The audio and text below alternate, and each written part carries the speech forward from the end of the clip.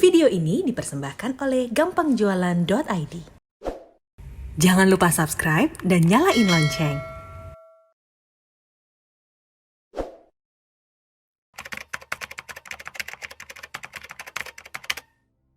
Nama aku Rebecca.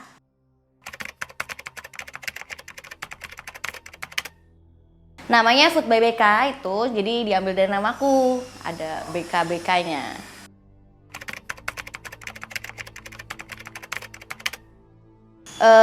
Aku buka itu Maret 2019. Berarti sekarang udah 2 tahun, baru aja 2 tahun. Dari awal tuh masih yang sistemnya pre-order sampai sekarang udah ready gitu.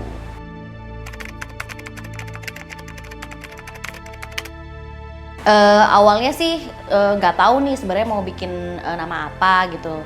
Kalau misalkan ngelihat dari orang-orang yang udah duluan bikin mentai gitu kan semuanya ada, biasanya ada mentai-mentainya gitu. Cuman di sini harapanku di kemudian hari gitu, aku nggak hanya jualan mentai, walaupun tetap mentai adalah specialties aku gitu. Jadi ya udahlah namanya Food by BK aja, jadi bisa lebih general gitu.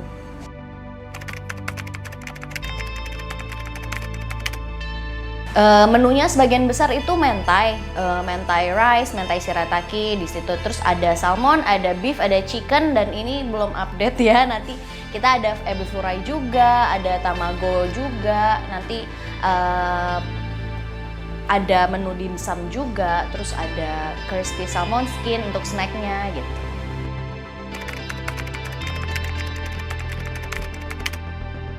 Oke. Di awal pastinya sosial media pribadi dulu ya gitu. Jadi emang pasti target di awal kita buka itu kan pasti teman-teman dulu gitu, orang-orang yang kita kenal dulu gitu. Terus setelah udah nge-reach mutual, aku mulai yang pastinya IG advertising yang pertama gitu, itu Instagram advertising, Facebook advertising, terus mulai udah ada modal lagi, mulai endorsement, mulai paid promote ya seperti itu, dan itu harus rutin juga. Dan selain itu, selain iklan-iklan itu juga harus ada kayak setiap berapa bulan tuh kalau aku harus ada inovasi-inovasi menu-menu baru supaya orang-orang yang customer lama pun juga tetap beli gitu, tetap order kalau misalnya bosen sama yang udah ada di awal gitu sih kalau aku.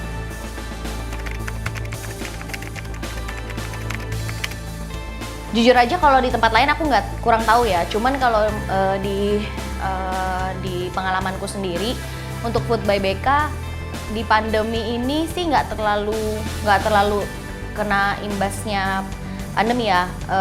Mungkin karena daya beli orang ternyata masih tinggi-tinggi aja gitu kan. Terus udah gitu malah waktu awal-awal pandemi di bulan Juni itu kan masih baru-baru PSBB, maksudnya belum lama banget pandemi itu. Di situ dimana orang-orang yang mulai baru ada yang di PHK, yang di WFH dan lain-lain, di situ malah jadi yang tertinggi, pembelian tertinggi selama jualan gitu. Jadinya menurut aku aman-aman aja selama pandemi ini gitu.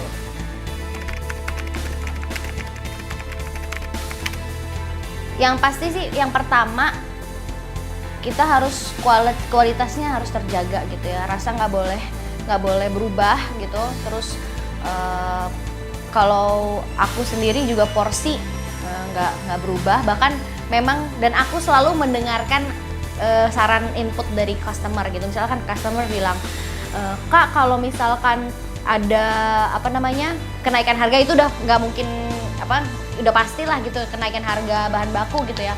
Nggak apa-apa Kak, jangan didikitin ya, tapi naikin aja harganya, rata-rata semua kayak gitu. Jadi kayak oh iya, jadi aku selalu masukin selalu nampung input-input dari customer juga gitu. Jadi mereka sukanya yang seperti apa gitu, apalagi loyal customer yang setiap minggu tuh beli gitu. Terus udah gitu ya itu aja sih, sama ya pokoknya brandingnya itu yang harus konsisten.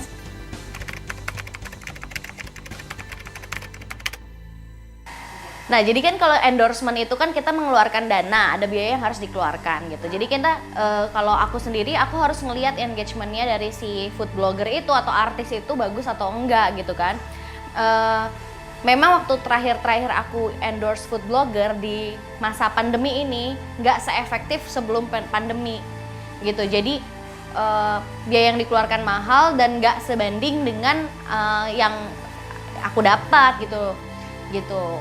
Dan padahal dulu endorsement tuh sangat amat efektif banget gitu, tapi nggak ngerti mungkin karena pandemi ini mereka agak kurang, jadi engagement jadi agak kurang gitu kan. Terus jadi ya palingan sampai detik ini yang masih rutin adalah Instagram advertising gitu, dengan apa sih namanya, aku tuh targetnya harus ini banget, harus spesifik gitu, karena kan memang makanan seperti ini 70% tuh wanita gitu, usianya itu ya 18 sampai 35, jadi nggak jauh-jauh dari situ gitu.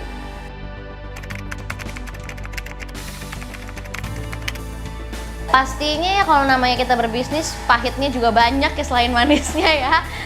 Pahit bersakit-sakit dahulu ya, baru bersenang-senang kemudian. Pas sudah di atas juga masih bisa jatuh lagi ke bawah gitu kan.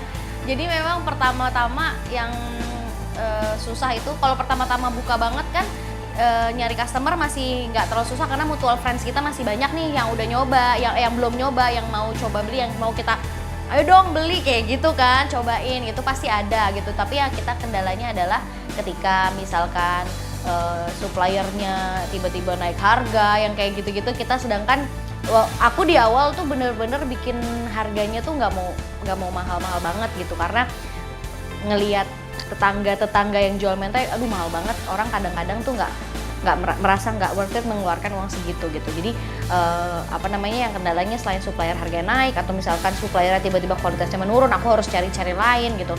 Terus mulai ketika mutual friends sudah habis gitu, kita masih udah mulai promo, udah ngeluarin dana untuk endorsement dan tiba-tiba misalkan sepi gitu, nggak bisa dipungkiri ya, maksudnya kan faktor-faktor lain yang bikin sepi itu kan banyak kan, nggak hanya karena kurangnya iklan atau kurangnya rasa gitu kan gitu. Jadi gimana yang pahitnya itu kan, gimana caranya kita bisa bertahan pas lagi istilahnya keuntungan nggak sebanyak sebiasanya gitu, sedangkan karyawan semakin banyak gitu kan. Terus misalkan ada ya, kita nggak tahu ya namanya selera orang gitu kan, kita nggak bisa maksa semua orang suka sama makanan kita gitu kan. Menurut kita udah enak, menurut teman-teman kita udah enak, menurut customer lain udah enak, tapi menurut dia enggak ya. Kalau dia komplain ya kita terima dengan baik gitu kan, ya udah gimana dong, masa kita mau marah, enak kok kan, nggak mungkin. Ya paling sih di situ, sama untuk ini sih lebih ke karyawan gitu kan, nggak semua karyawan bisa diatur dengan baik, nggak bisa ya maksudnya untuk mereka awet atau misalnya mereka kerjanya nggak malas-malasan, itu kan ya itu juga salah satu kendala buat aku gitu sih. Kalau ditipu sih ya puji Tuhan enggak ya, tapi kalau misalkan pahit ketika misalkan sebulan bisa nggak usah sebulan, sehari deh, misalnya sehari aku bisa di atas 100 porsi, terus tiba-tiba tinggal 20 porsi, itu kan kayaknya hatinya tuh gimana. Walaupun ya sebenarnya ya besok masih bisa lagi kita kejar lagi, cuman kan kenapa ya itu yang gitu, apa rasanya gimana sampai yang kayak gitu. Cuman ya gitu, gimana mesti bertahan pas lagi kayak gitu kan, namanya juga bisnis, pasti ada ups and downs-nya gitu sih. Seneng ya baik kalau lagi banyak yang pesen, banyak cuan. senangnya selain kalau misalnya penjualan meningkat kan, berarti kan uang yang kita dapetin lebih banyak. Terus senangnya adalah ketika paling seneng itu ketika orang-orang testimoni, dan testimoninya tuh tanpa diminta, positifnya tuh bener-bener yang mereka kayak aduh suka banget gitu. Gimana yang sampai, Kak aku tuh selalu ini tuh mau nangis makan ini tuh, sampai kayak gitu. Kenal nggak kenal ya, ada misalkan nggak usah deh mereka posting di IG story-nya ya, kalau mereka posting di feeds atau IG story-nya pasti seneng banget ya. Ini tuh nggak diposting tapi dia kayak personal, kayak direct message gitu kan, aku mau review dikit nih. Biasanya kalau yang panjang-panjang gitu komplain, aku kadang deg-degan gitu kan. Tapi enggak loh, ternyata dia bagus gitu. Aku mau review dikit, jujur dari semua mentai yang udah pernah aku coba, punya kakak paling enak, sukses ya Kak, didoain segala macam. Itu sih yang paling paling paling seneng ya gitu.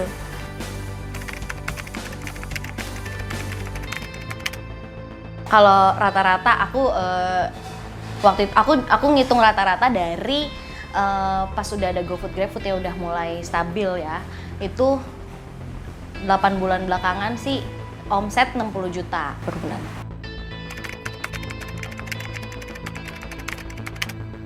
Ada dong, Instagramnya itu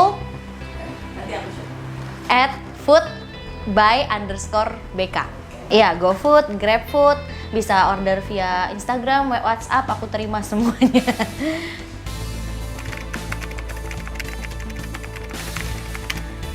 Pesennya sih jangan takut buat nyoba ya, karena kan orang zaman sekarang kalau yang mau memulai kadang-kadang aduh berhasil nggak ya, aduh nanti rugi nggak ya gitu. Namanya mau bisnis, namanya kehidupan pasti ada gagal gitu. Aku juga nggak mulai langsung sukses gitu. Jadi jangan takut untuk nyoba, untuk jualan gitu, untuk berbisnis gitu. Jadi coba aja, nanti ketika gagal coba lagi gitu, karena aku juga gitu kok.